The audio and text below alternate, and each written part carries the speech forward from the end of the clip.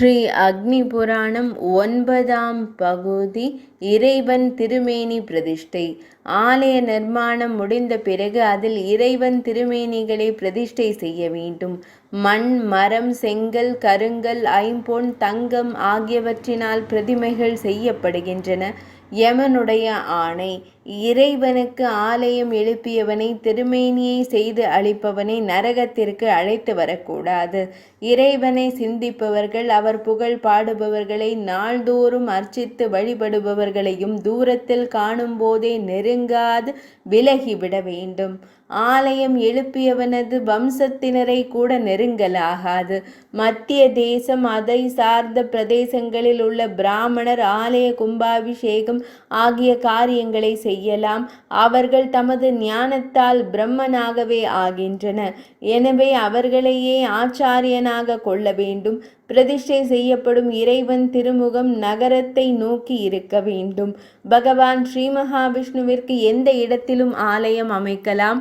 ஆலயம் எழுப்ப வேண்டிய நிலத்தை சுத்தமாக்கி சமன்படுத்த வேண்டும். பூத பலிகர்மா செய்ய வேண்டும். தயிர், மாவு, கோதுமை, பொரி, உளுந்து ஆகியவற்றை நிவேதனம் செய்து அஷ்டாக்ஷரி எனப்படும் 8 எழுத்து மந்திரத்துடன் பிரார்த்தனை செய்து நிலத்தை உழ வேண்டும். வாஸ்து பூஜை, மற்ற தேவதா பூஜைகள் செய்ய வேண்டும். புரோகிதருக்கு பசு, ஆடை, ஆபரணங்கள் ஆகியவற்றை தானம் செய்ய வேண்டும். ஸ்ரீ வைஷ்ணவர்கள் சிற்பிகளை கௌரவிக்க வேண்டும். ஆலய நிர்மாணத்திற்கான செங்கற்கள் 12 விரல்கடை நீளமும் 4 விரல்கடை அகலமும் இருக்க வேண்டும். பொருள்களை மந்திரங்கள் கூறி தூய்மைப்படுத்தி உபயோகிக்க வேண்டும்.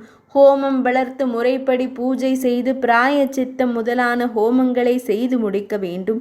பூமி தேவி ஆராதனம் கடைக்கால் போட்ட பின் புரோகிதருக்கு தானங்கள் அளிக்க வேண்டும். வாஸ்து யஜ்ஞம் மறுபடியும் ஒரு முறை நடத்த வேண்டும். ஆலயத்தில் மண்டபங்கள், பிராகாரம், மதிர்சுவர் ஆகியவை முறைப்படி அமைக்கப்பட வேண்டும். இறைவன் திருவுருவங்கள் வடிவமைக்க மண், கம்பிளி, இரும்பு, இரத்தினங்கள், கல், சந்தனம், மலர்கள் ஆகியவற்றில் ஒன்றை உபயோகிக்கலாம். மலைகளிலிருந்து பாறை கொண்டு வரப்பட வேண்டும்.